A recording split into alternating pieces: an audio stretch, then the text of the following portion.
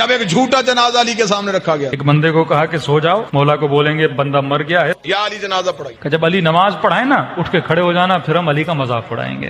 مسلمان شرارتیں نہیں چھوڑتا. تو ایک بندہ لیٹ گیا، جنازہ پڑھانے سے پہلے ہی علی نے کہا کون ہے اس کا جنازہ لے کے؟ کہ یا علی ہمارا دوست تھا بیچارہ، اس کا انتقال ہو گیا ہے. امام نے کہا دیکھو کسی اور سے پڑھا لو، علی سے نہ پڑھاؤ. کہ نہیں یا علی آپ ہی پڑھائیں، نبی کے صحابی ہیں، آپ کا درجہ، آپ کا مقام. کہ دیکھو پھر کہہ رہا ہوں مجھ سے نہ پڑھاؤ، کیونکہ میں جب نیت کروں گا تو نیت یہی کروں گا نماز جنازہ پڑھا رہا ہوں. بہرحال انہوں نے اصرار کیا، مولا علی آ گئے. امام نے نیت کی، نماز جنازہ کی اور نماز پڑھانا شروع کر دی. یہ اس انتظار میں تھے ابھی اٹھے گا ابھی اٹھے گا. نماز ختم ہو گئی، اٹھائی نہیں. اور ایک جناب آگے بڑھا اور اس کو اٹھانے کی کوشش کی، بھائی اٹھ جاؤ نماز ختم ہو گئی، کہیں تجھے نیند تو نہیں آ گئی. علی مسکرائی. علی نے مصلی چھوڑ کے کہا صرف مرا ہی نہیں ہے، قیامت والے دن ہر کوئی اٹھے گا، یہ پھر بھی نہیں اٹھے گا. مولا یہ کیوں نہیں اٹھے گا؟